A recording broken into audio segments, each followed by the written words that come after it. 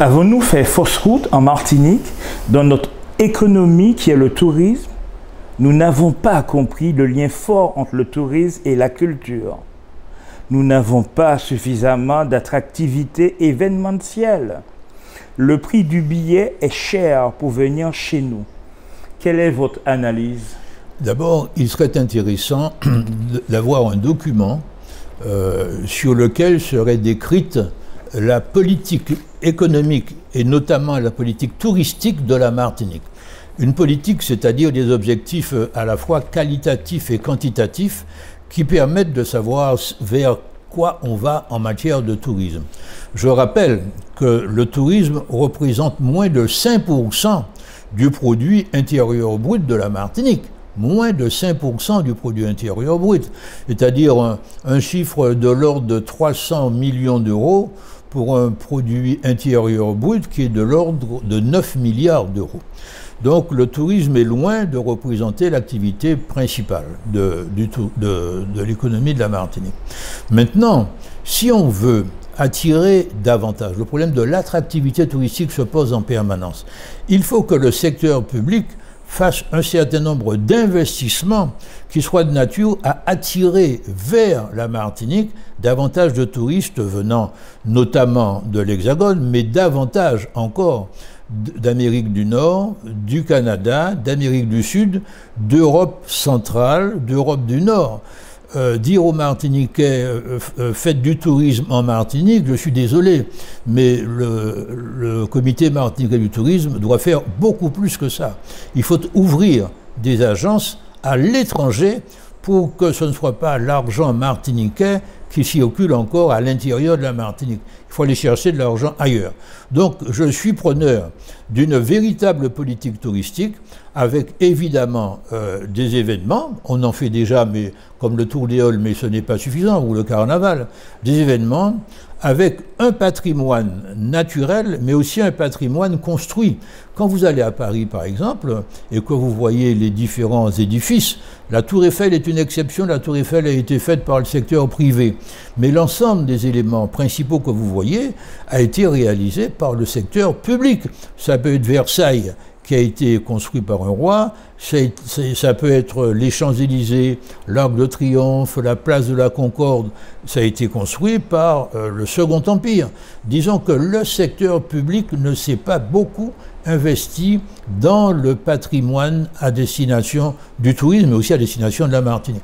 La plus grande erreur serait de construire une économie touristique uniquement pour les gens venus de l'extérieur. Il faut que le tourisme soit une activité largement partagée par les Martiniquais, et il faut dire que le développement de la location saisonnière a été un élément très important pour réconcilier les Martiniquais avec le tourisme. Donc, dans ce domaine-là, beaucoup de choses restent à faire.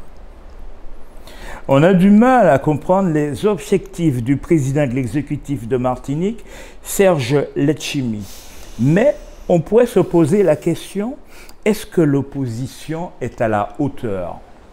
Disons que ce qui serait bien, et je crois qu'il faut le dire avec bienveillance à tous nos hommes politiques, ce qui serait bien, ce serait que la loi soit respectée. Que prévoit la loi?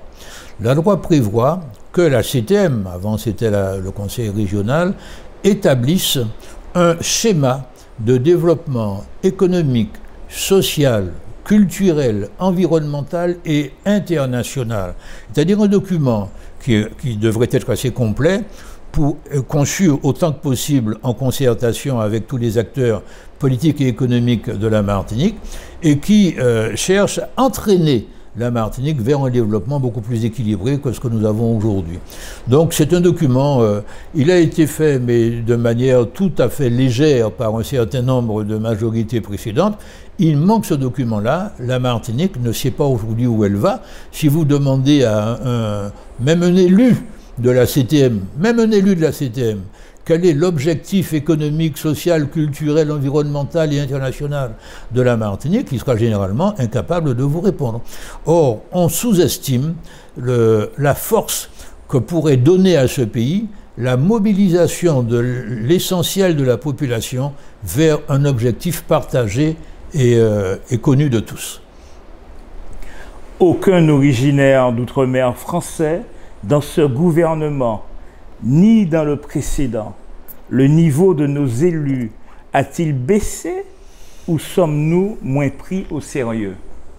Non, nous avons quand même dans ce gouvernement quelqu'un qui est originaire d'ailleurs, de l'outre-mer, une très belle femme d'ailleurs, qui est porte-parole et ministre délégué au dynamisme démocratique, je crois, quelque chose comme ça.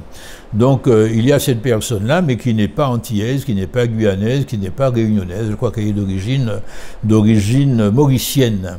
Donc pas d'outre-mer français? Pas d'outre-mer français, tout à fait. Le problème n'est pas, à mon avis, de prendre quelqu'un en fonction de son lieu de naissance. Ça n'est pas la bonne politique. Il faut définir avec chacun des territoires d'outre-mer une politique de développement. C'est cela qu'il faut faire. Et personnellement, je serai au gouvernement, que je subornerai, je soumettrai à ce plan, à l'acceptation de ce plan, l'octroi de crédit à chaque territoire. C'est-à-dire que, pour être plus clair, je dirais à la Martinique, donnez-moi votre schéma de développement, et sur la base de ce schéma de développement, je vous finance et j'interviens auprès de l'Europe pour que vous soyez également financés. Et je tiendrai le même langage aux Guadeloupéens, aux Réunionnais, etc. Il faut se mettre en tête quelque chose de très important. Les dirigeants français ne connaissent pas les problèmes de l'outre-mer et, plus grave que ça leur importe relativement peu. Et qu'ils soient de droite ou de gauche, ils ne demanderaient qu'une chose: pouvoir accompagner les dirigeants de chacun des territoires dans un schéma de développement économique, social, etc. Et c'est ça qui manque aujourd'hui, quels que soient les problèmes qu'il peut y avoir à l'intérieur de chaque territoire. Il est urgent que les dirigeants fassent un projet et disent, mais le développement se fait d'abord à la maison, disent au gouvernement et à l'Europe, voici le projet martiniquais que nous voulons vous voir accompagner. Aucun gouvernement ne refuserait parce qu'on leur rendrait un sacré service du fait qu'ils ne savent pas quoi faire. Ils ne savent pas quoi faire. Sauf quand il y a des crises comme il y en a une en ce moment à Mayotte, ils ne savent pas quoi faire de l'outre-mer et c'est normal. Nous réclamons davantage de pouvoir, etc. Commençons par, avec les pouvoirs que nous avons aujourd'hui, établir ce schéma. Entre nous, majorité et opposition.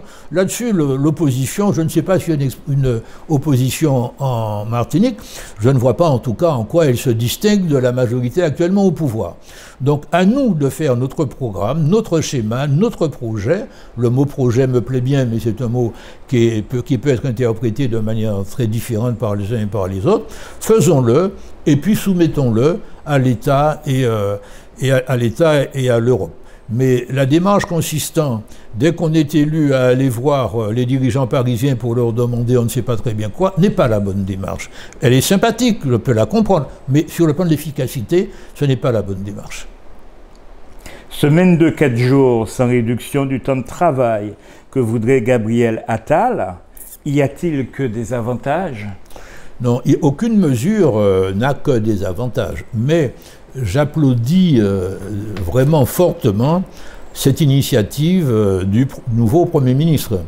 Et c'est un petit peu par ego que je le fais volontiers, parce qu'il y a des années et des années que personnellement j'ai proposé ce genre de mesures. Il s'agit de changer la vie. On ne se rend pas compte de ce que ça peut représenter que de donner une journée supplémentaire de liberté aux salariés. Ça, naturellement, les gens qui sont en entreprise individuelle le font déjà. Vous avez déjà des médecins, des dentistes, etc., qui ne travaillent que 3 jours ou que 4 jours par semaine. Mais dans les administrations, et la Martinique est un pays d'administration et puis d'entreprises privées, très différentes, donc avec beaucoup de salariés, ça change la vie. Donner 3 jours de repos, on va vers une direction que je préconise depuis longtemps, travailler tous, travailler mieux, travailler moins. Alors, dans la semaine de 4 jours ou 35 heures, on ne travaille pas moins, mais on travaille mieux. Et cela est un élément d'équilibre social considérable. En plus, on peut organiser un turnover, c'est-à-dire qu'au lieu que les bureaux des administrations ou les commerces ne soient ouverts que du lundi au vendredi, eh bien on pourrait ouvrir aussi le samedi, aussi le dimanche, par roulement naturellement. Les gens travailleraient certains week-ends, pas d'autres week-ends, etc. Mais ce serait... et puis, s'agissant de l'ouverture des bureaux administratifs, combien de personnes, de salariés, sont obligés de prendre sur une journée de travail ou bien sur une journée de congé pour aller faire des formalités? Alors que si les bureaux étaient ouverts le samedi, voire le dimanche, eh bien, il serait possible d'y aller dans les jours de liberté dont on disposerait davantage. Donc, il y a sans doute, comme toute chose, il y a sans doute des inconvénients, mais les avantages d'une telle mesure l'emportent très largement sur les inconvénients. Confronté à une dette publique vertigineuse de plus de 3 milliards d'euros, le Premier ministre a promis 12 milliards d'économies en 2025. Le gouvernement a pour objectif de ramener le déficit en deçà de 3% d'ici 2027.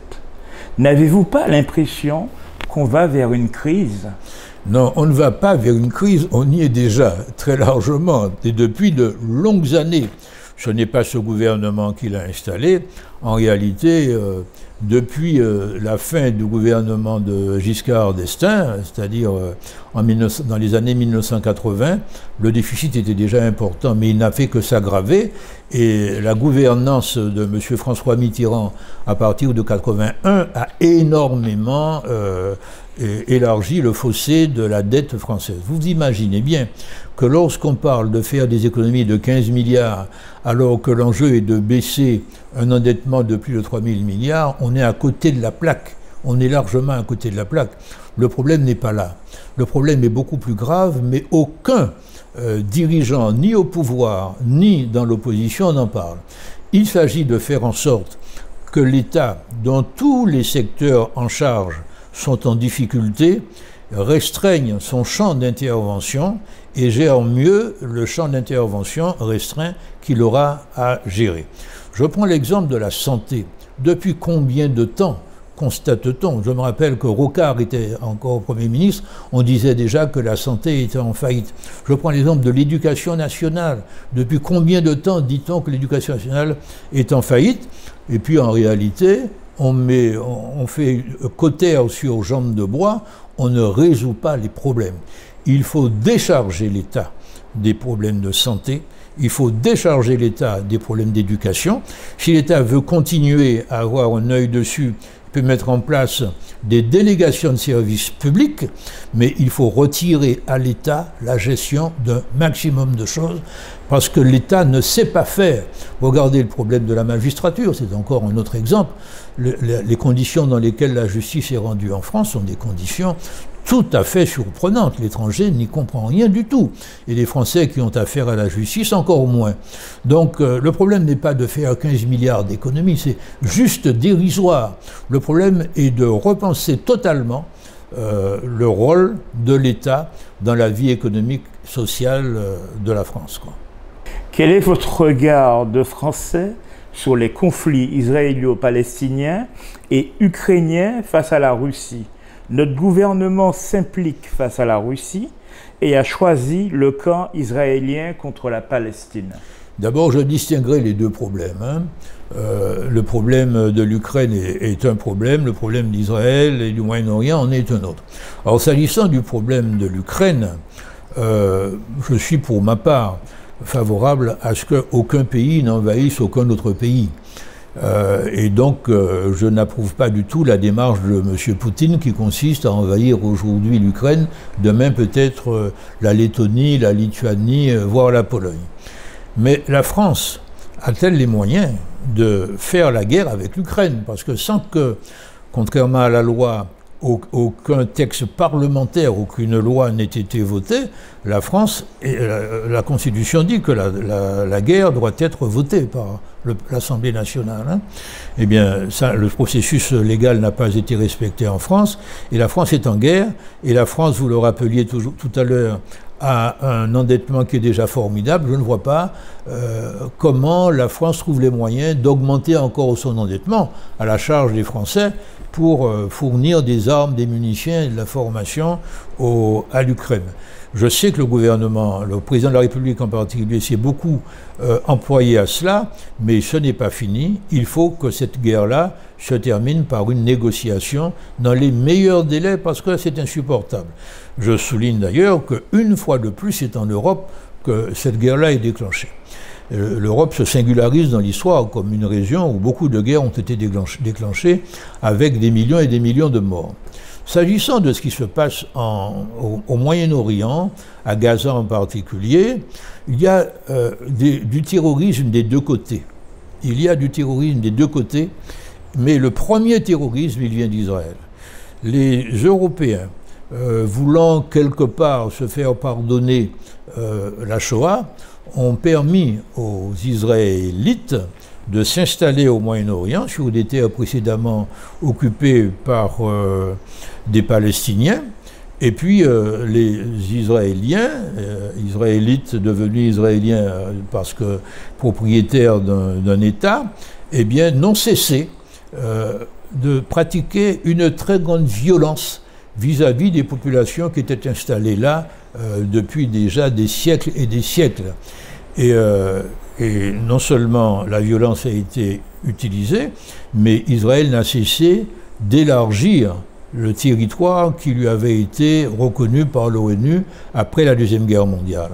Donc, imaginez que vous soyez quelque part et que quelqu'un vienne vous dire « Mes ancêtres étaient ici depuis il y a 2500 ans et je veux récupérer votre jardin, votre maison, etc. etc. » C'est ce que font les Israéliens. Eh bien, il est assez naturel que celui qui est soumis à une telle contrainte se révolte. Et à ce moment-là, je ne qualifierai pas seulement lui de terroriste. Je qualifierai de terroriste d'abord celui qui veut occuper une terre qui ne lui appartient pas, et ensuite je qualifierai de terroriste celui qui se défend. Et de ce côté-là, la doxa française, aussi bien celle développée par le gouvernement que par la plupart des médias, n'obtient pas mon approbation. Il est urgent de cesser d'approvisionner Israël en munitions et en armement, et ça je m'adresse au gouvernement américain comme au gouvernement français, pour obliger les Israéliens à une négociation avec les Palestiniens pour que cela débouche, si possible, sur un État palestinien. Ce ne sera pas facile. L'idéal, ce serait d'avoir un État unique, mais dans lequel chacune des communautés serait respectée. Il ne faut pas rêver, ce ne sera pas facile, mais en tout cas, c'est la voie de la négociation. Et la voie actuelle employée par Israël me paraît relever du génocide. C'est quelque chose de tout à fait scandaleux, et je m'élève avec la plus forte énergie contre la politique d'Israël en ce moment, à Gaza et dans l'ensemble du Moyen-Orient. Avez-vous quelque chose à rajouter?